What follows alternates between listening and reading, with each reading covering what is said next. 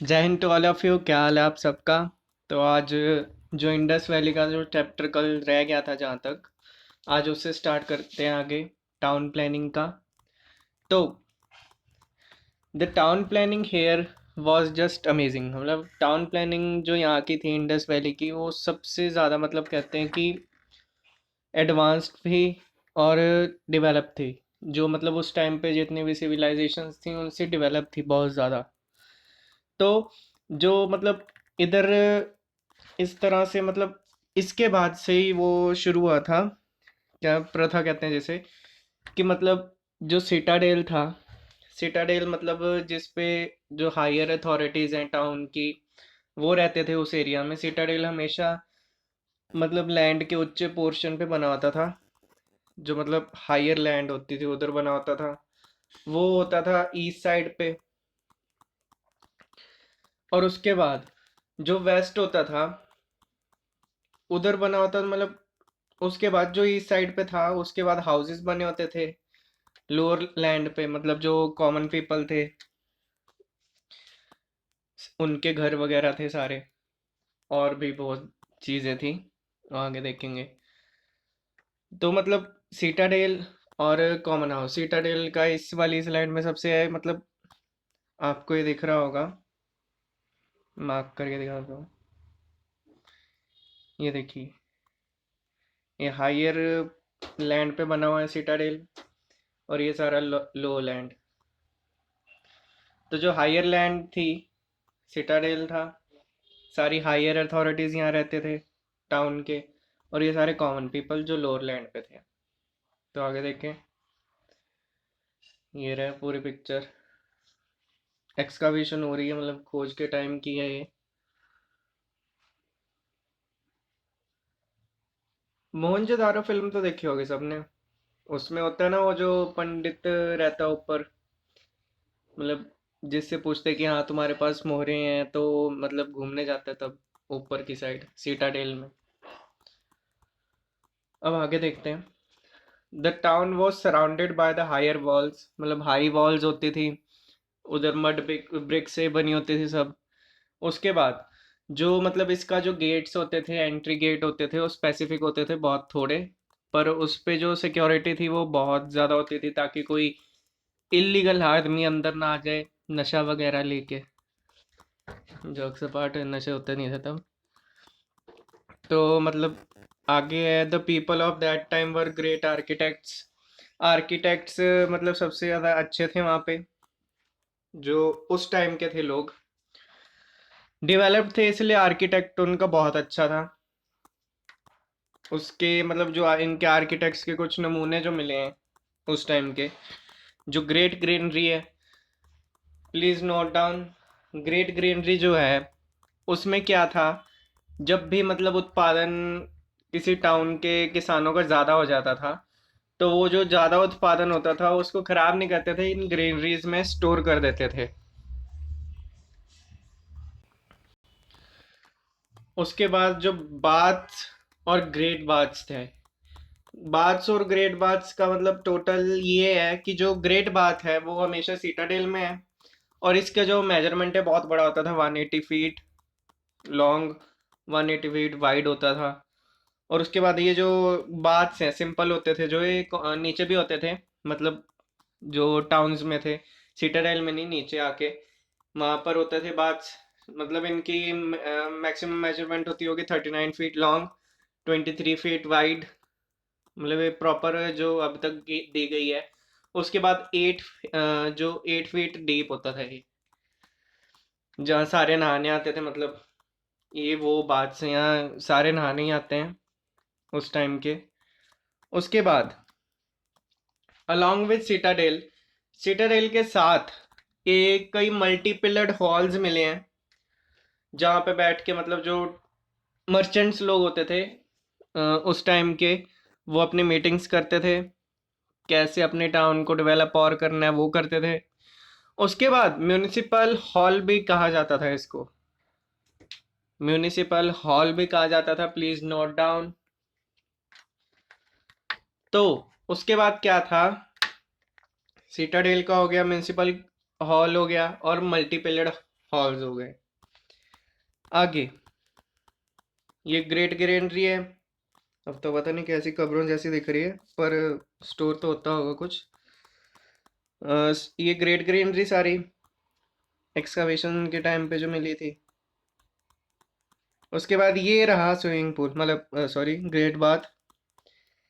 Great bath यहाँ पे ये सीटाडेल में है ग्रेट बाथ।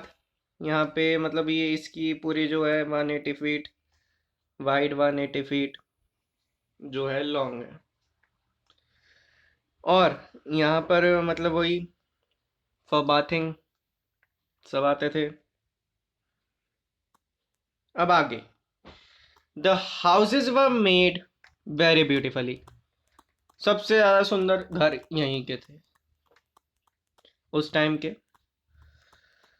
उसके बाद इतने अच्छे तरीके से बनाए जाते थे कि मतलब जैसे अब भट्टे पे ईंटें बनती हैं उसी तरीके से तब भी ईंट तैयार होती थी। ये कोई साइंटिफिक नहीं है कि अभी तैयार होना शुरू हुआ है। भट्टा ईंट मतलब ईंट भट्टों में बनती है गर्म होके, तब से चलता आ रहा है। सब साइंटिफिक चीज़ें हमारे इंडिया ने तो ढूंढी है। सोच पाकिस्तान में है पर अदरवाइज लीव दैट। हाँ, the houses have made very beautifully with the bricks, mud bricks. और उसको पूरा आग में तपाया जाता था, उसके बाद उसको यूज़ किया जाता था। उसके बाद दो जो हाउसेस होते थे उनके 2 रूम्स होते थे। एक वेल होता था घर में, बाथरूम और रूम्स तो बता दिया है आपको।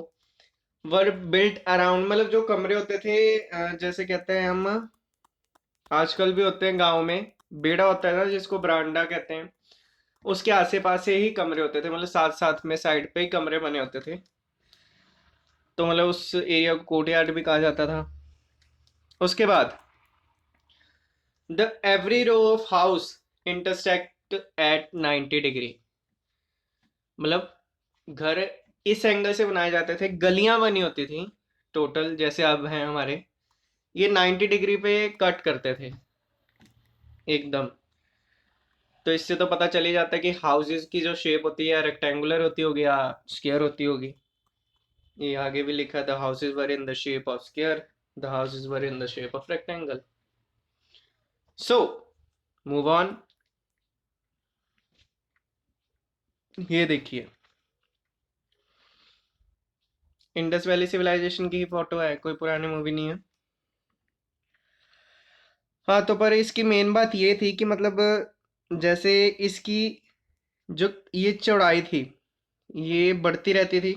अगर मतलब गली का एक एंड 4 मीटर्स का है तो आगे आते आते वो 10 मीटर का हो जाएगा, मतलब चौड़ी होती रहती थी। बट फिर भी गली 90 डिग्री के एंगल पर ही इंटरसेक्ट करती थी, मतलब सारी क्रॉसिंग जो थी वो 90 डिग्री के इंटरसेक्ट पर ही होती थी। उसके बाद आगे चलते हैं। The drainage system was very good, so good. The drain goes along with the houses, मतलब घर के साथ साथ में जाता था जैसे आजकल जाता है। वो बात अलग है, हम उनसे भी पिछड़ गए हैं क्योंकि हमारे ड्रेनेज के ऊपर कवरिंग नहीं होती कई एरियाज में। उसके बाद the drain was covered with a slab. This shows how carefully they were for their health and sanitation. The streets were paved, मतलब कच्ची सड़क तो होती नहीं थी ना, तब की सरकारें अच्छी होती होंगी यार। कच्ची सड़क होती नहीं थी, पक्की जो ईंटें थी उनसे बनी हुई थी। The every house was having its own drain connecting to the drain in the street. Then the drain waste went out of the town. The drain was also being cleaned.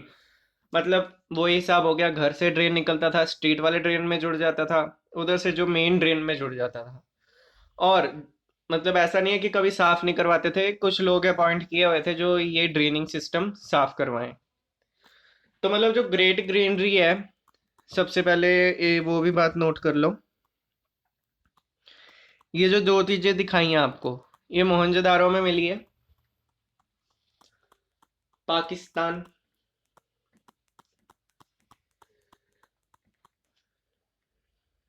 Note कर लेना, ये दोनों चीजें मोहनजोदारो के excavation में मिली है, great granary और ग्रेट बाथ। तो अब आगे बढ़ते हैं। The drainage system of Indus valley civilization, देख सकते हैं। पत्थर कहाँ गए यार इनके ऊपर के? ओह सॉरी, एक्सकवेशन का टाइम का है। तो मतलब ये जो सारा था ये कवर रहता था ऊपर से स्लैब्स के साथ। तो आप खुद सोच लो कि मतलब कितना सही होता होगा। जल्दी करते हैं।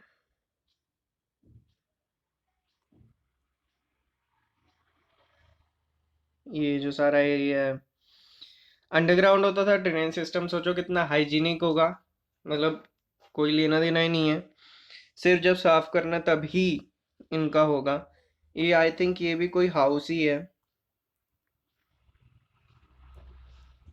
और उस टाइम पे भी डबल स्टोरी बिल्डिंग्स होती थी, नोट कर लेना प्लीज, कि उस टाइम पे डबल स्टोरी बिल्डिंग्स होती थी और जो रूफ होती थी वो मतलब फायर बेस्ड नहीं होती थी ब्रिक्स उसमें यूज, वो सिर्फ मड और ब्रिक यूज होती थी और वुडन। और इनकी जो हाउस का टॉप था, रूफ होता था, वो कभी मतलब जैसे हार्ट शेप में नहीं होता था, फ्लैट होता था, बिल्कुल फ्लैट। तो अब आगे,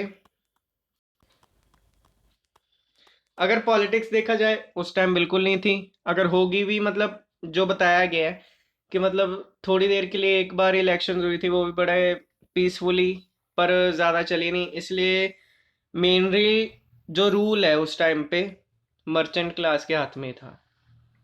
साफ स्पष्ट शब्दों में, the rule during that time was in the hands of merchant class. So इतना याद कर लेना। और उसके बाद मतलब अभी ये इसके 3-4 पार्ट और बनेंगे, उसके बाद इंडस वैली कंप्लीटली ख़त्म हो जाएगा। तो उसके बाद लास्ट पे एक क्विक रिवीजन ही होएगी, सारी स्लाइड्स देख लेंगे।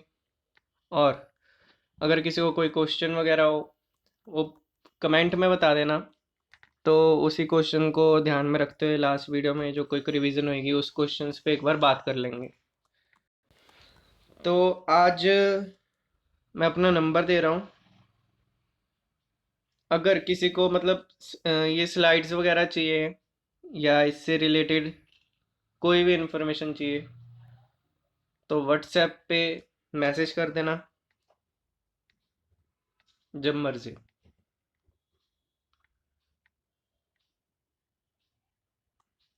6 2 एंड देयर इरेज ऑल। अब लिखते हैं 6 2 8 0 2 4 3 4 2 9। व्हाट्सएप पे कॉल कर लेना, जो डाउट हो पूछ लेना। थैंक यू एंड जय हिंद। हाँ हाँ, एक दिन वीडियो ऑफ नहीं करना। जाते जाते सब्सक्राइब का बटन दबाओ, शेयर करो और लाइक करो। अब जा सकते हो।